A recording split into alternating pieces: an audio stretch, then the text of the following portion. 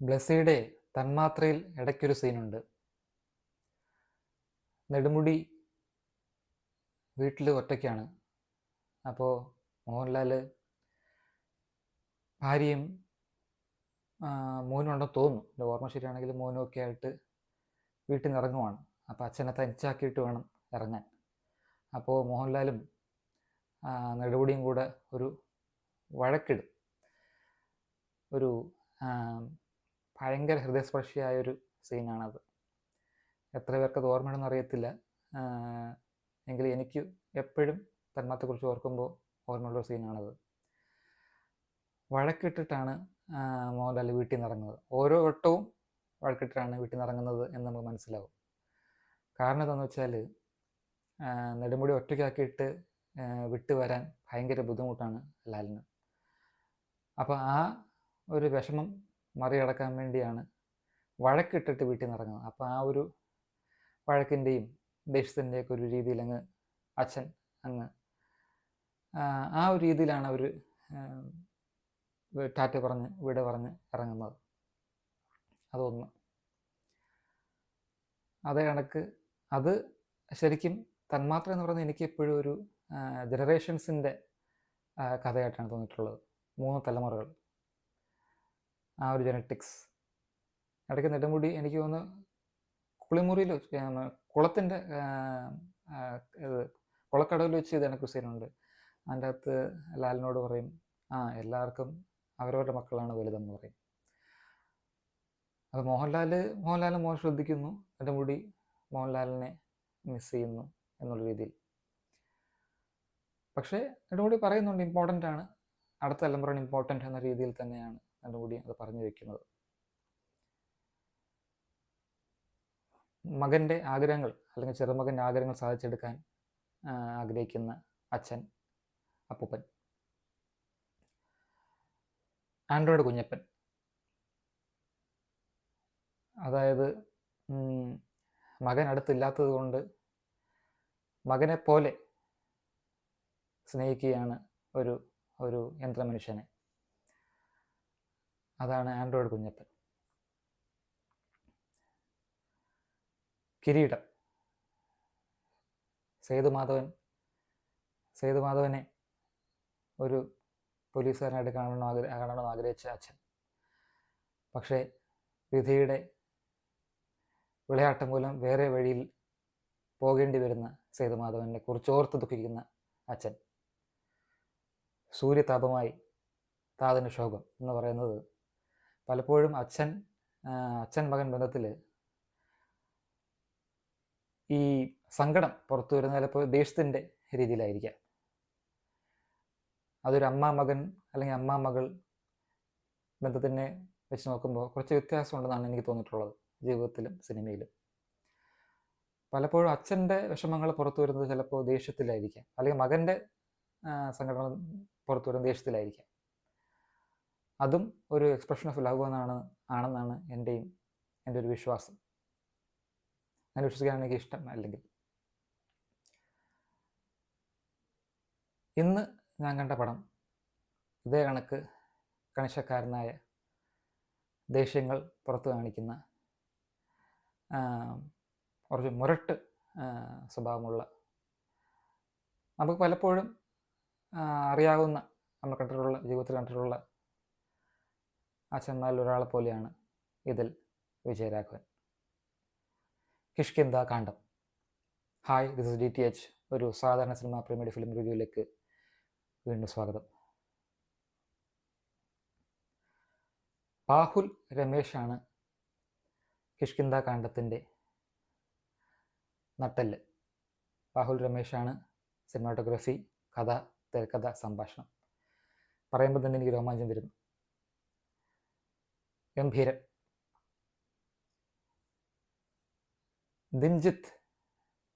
ദിൻജിത്തിൻ്റെയാണ് സംവിധാനം. അദ്ദേഹം കക്ഷി അമ്മിണിപ്പിള്ള എടുത്ത സംവിധായകനാണ്. അദ്ദേഹത്തിൻ്റെ 2ാമത്തെ പടമാണ് കിഷ്കിന്ധാ കാണ്ഡം.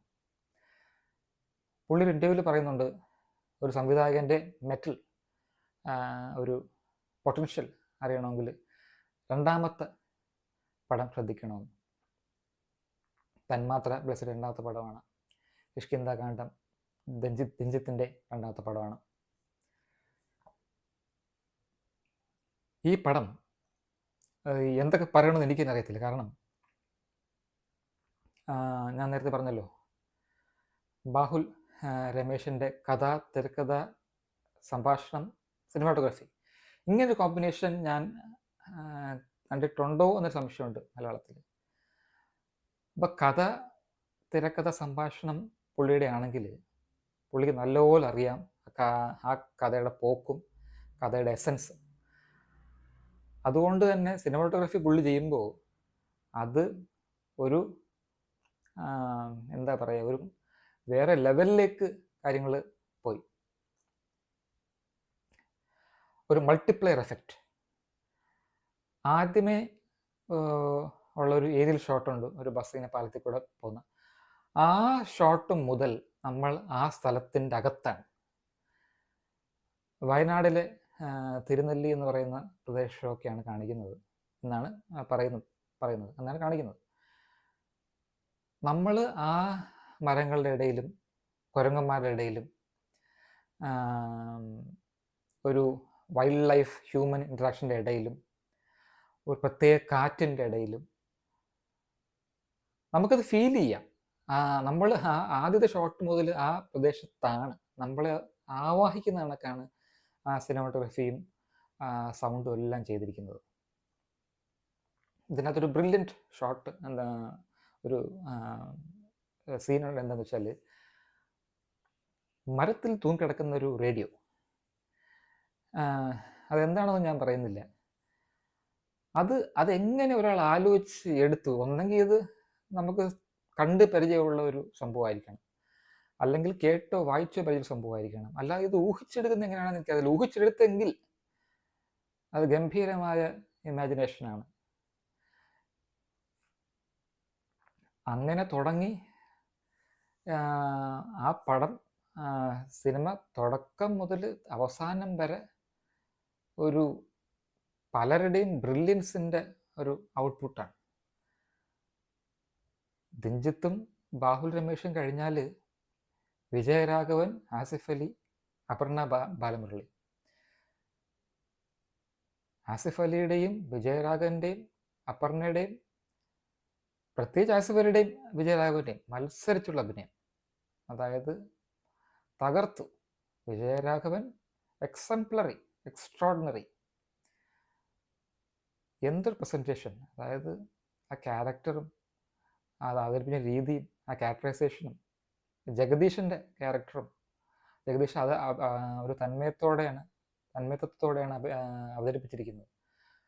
അത് ഗംഭീരം. ആ ക്യാരക്ടർ,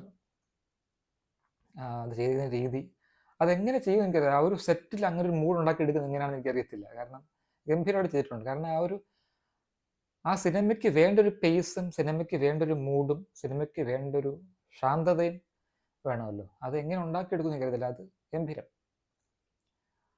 അതുപോലെ തന്നെ ഈ സ്ക്രിപ്റ്റിംഗ് ബ്രില്യൻസ് എന്ന് പറഞ്ഞാൽ വാക്കുകളില്ല. ശക്തമായ സ്ക്രിപ്റ്റ്, അതിശക്തമായ സ്ക്രിപ്റ്റ്. പലപ്പോഴും കുറച്ച് മീഡിയോക്കർ ആയിട്ടുള്ള ഡയറക്ടേഴ്സ് നമ്മളിങ്ങനെ സ്പൂൺ ഫീഡ് ചെയ്യും പലതും ഡയലോഗ്സിലൂടെയൊക്കെ. അത് പല സിനിമയിലും കാണാം. ഈ ഇടയ്ക്ക് നേരെന്ന സിനിമയിൽ പോലും ഞാൻ കണ്ടു, ശ്രദ്ധിച്ചു. അങ്ങനെ പല സിനിമകളിലും കാണാം. നമ്മളിങ്ങനെ പറഞ്ഞറിയിക്കും ഒരു കാര്യം. അതിൻ്റെ ആവശ്യമില്ല. ആൾക്കാർ ഇൻ്റലിജൻ്റ് ആണ്, ഓഡിയൻസ്, മലയാളി ഓഡിയൻസ് ഇൻ്റലിജൻ്റ് ആണ്. അപ്പോൾ അങ്ങനെ കാണിച്ചാൽ മതി. ഈ ഒരു ജോൺറയിലുള്ള ഒരു സിനിമ, ഒരു മിസ്റ്റീരിയസ് ആയിട്ടുള്ള ജോൺറയിലുള്ളൊരു മിസ്റ്ററി ത്രില്ലർ എന്നൊക്കെ പറയുന്ന രീതിയിലുള്ളൊരു, പക്ഷെ അങ്ങനെയാണെന്ന് വെച്ചാൽ അങ്ങനെയുമല്ല. അപ്പം ഈ അത് ഞാൻ തിരിച്ചു വരാം. ആ ഒരു റെവലേഷൻസ് വരും, ആ സീക്രട്സ് റിവീൽ ചെയ്യുന്നതിൻ്റെ രീതി ഒരു ഹോളിവുഡ്-എസ്ക് ആയിട്ടുള്ള ഒരു രീതി. അത് ഒട്ടും നമ്മളെ മണ്ടന്മാരല്ല, ഓഡിയൻസിന് അതറിയാൻ പറ്റുന്ന രീതിയിൽ തന്നെ ഡയറക്റ്റ് ചെയ്തിട്ടുണ്ട്. ഇൻ്റലിജൻസിനെ ചോദ്യം ചെയ്യുന്നൊരു പടമല്ല. കാര്യം ഇൻ്റലിജൻ്റ് ആണ്, കാണികൾ ഇൻ്റലിജൻ്റ് ആണ് എന്ന രീതിയിലുള്ള സംവിധാനം. അതെനിക്ക് വളരെ ഇഷ്ടപ്പെട്ടു. നേരത്തെ പറഞ്ഞു വന്നത് പല പല ജോണറിലൂടെ കടന്നു പോകുന്ന ഒരു സിനിമയാണ്. അത് മാത്രമല്ല, എത്ര ടോപ്പിക്സ് ആണെന്ന് അറിയാമോ ഇതിൻ്റെ അത് കഥാകൃത്ത് അത് മെനഞ്ഞു വെച്ചിരിക്കുന്നത്. ഇഷ്ടം പോലെ ടോപ്പിക്സ്, അതായത് ഒന്നിനൊന്നിന് ഈക്വലി ഇമ്പോർട്ടൻ്റ് ആയിട്ടുള്ള, എല്ലാം ഈക്വലി ഇമ്പോർട്ടൻ്റ് ആയിട്ടുള്ള ടോപ്പിക്സ്. അത് സ്പോയിലേഴ്സ് ആവാൻ സാധ്യതയുള്ളതുകൊണ്ട് ഞാൻ ടോപ്പിക്സ് ഏതാണെന്നൊന്നും പറയുന്നില്ല. അതിഗംഭീരമായ ടോപ്പിക്സ്, എന്തെല്ലാം ടോപ്പിക്സ് ആണ് 2 മണിക്കൂറിനുള്ളിൽ വളരെ സ്മൂത്തായിട്ട് ചെയ്തു വെച്ചിരിക്കുന്നത്. ഒരുപാട് ഇടിച്ചു കയറ്റി വെച്ചിട്ടുള്ളതൊന്നുമല്ല, വളരെ സ്മൂത്തായിട്ടാണ് കഥ പോകുന്നത്, വളരെ സ്മൂത്തായിട്ടാണ് അത് ഇഴകോർത്ത് ചെയ്ത് വെച്ചിരിക്കുന്ന സ്ക്രിപ്റ്റ്. ബാഹുൽ രമേഷിനെ എത്ര അഭിനയിച്ചാലും പോരാ എന്ന രീതിയിലാണ്. ഗംഭീരം. ഓരോ ആക്ടേഴ്സും വളരെ നാച്ചുറലാണ്. നേരത്തെ പറഞ്ഞ ജഗദീഷ് ആണെങ്കിലും നമുക്ക് പേര് പറഞ്ഞുകൂടാത്ത ഒരുപാട് ആക്ടേഴ്സുണ്ട് പോലീസായിട്ട് വരുന്നത്, രജിസ്റ്ററും മാരേജ് ചെയ്യുമ്പോൾ രജിസ്ട്രാർ ഓഫീസിലുള്ള രജിസ്ട്രാർ, അങ്ങനെ അതുപോലെ തന്നെ ഈ കഥയിലേക്ക് കടക്കുന്ന ഒരു രീതി ഉണ്ടല്ലോ, ആ ഒരു ഇലക്ഷൻ്റെ ഒരു പ്രതീതി, ആ കഥയിലേക്ക് കടക്കുന്ന രീതി, അങ്ങനെ ഓരോ റെവലേഷൻസും ഇംപ്രസീവാണ്. പ്രത്യേകിച്ച് ഒന്നും പറയാനില്ല, അങ്ങനെ മോശമായിട്ട് അങ്ങനെ പറയാൻ വേണ്ടി ഒന്നുമില്ല. കേരളത്തിൻ്റെ മണ്ണിലൂന്നിയുള്ള കഥ, ആഖ്യാന രീതിയൊക്കെ ഗംഭീരം. ഇന്നലെ ഞാൻ കണ്ട ARM, ഇന്നലെ ഞാൻ പറഞ്ഞായിരുന്നു കേരളത്തിൻ്റെ നാടോടി കഥകളിലൂടെ പോകുന്നൊരു കഥയാണെന്ന്, അതുപോലെ ഫീൽ തരുന്ന കഥയാണെന്ന്. ഇത് അങ്ങനല്ല, കണ്ടംപററി ആയിട്ടുള്ള കേരളമാണ് കാണിക്കുന്നത്.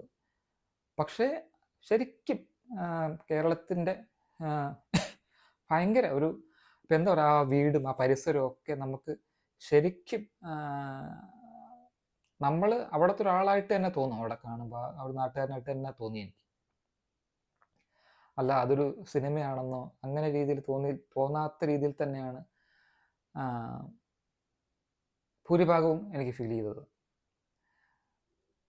അതിന് പ്രത്യേകത എനിക്കൊന്നും ആ ഒരു പ്രത്യേകത വരാൻ കാരണം സിനിമാറ്റോഗ്രാഫർ തന്നെയാണ് കഥാകൃത്ത് എന്നുള്ളതാണെന്ന് തോന്നുന്നത് ഇതിൻ്റെ ഈ പടത്തിൻ്റെ ഏറ്റവും വലിയ പ്രത്യേകത. അപ്പോൾ അവിടെ ഒരു ഗ്യാപ്പ് ഇല്ലല്ലോ, ഇമാജിനേഷനിലും ഔട്ട്പുട്ടിലും ഒരു ഗ്യാപ്പില്ല. എല്ലാം പുള്ളി തന്നെയാണല്ലോ ചെയ്യുന്നത്. പുള്ളിയുടെ മനസ്സിലുണ്ട് എന്താണ് ഫ്രെയിമെന്നും എന്താണ് കാണിക്കേണ്ടതെന്ന് വ്യക്തമല്ലേ. അത് ഇതിൻ്റെ ഈ പടത്തിന് അനുഗ്രഹമായിട്ട് തോന്നി. ഈ പടം കാണാൻ സാധിച്ചതിലും ഒരു അനുഗ്രഹമായിട്ട് തോന്നി. പ്രിവിലേജ്. ഇങ്ങനത്തെ ഒരു സിനിമകൾ കാണുമ്പോഴാണ് കേരളത്തിൽ ജനിച്ചു മലയാളിയായിട്ട് ജീവിക്കുന്നു എന്നുള്ളതിൽ കൂടുതൽ അഭിമാനം എനിക്ക് തോന്നാറുള്ളത്. ഉള്ളൊഴുക്കിനും കാതലിനും ഉള്ളൊഴുക്കിനും ശേഷം ഞാൻ മലയാളത്തിൽ കണ്ട ഏറ്റവും നല്ല cinema. 5 stars for Kishkindha Kandam. Thanks for watching. Bye.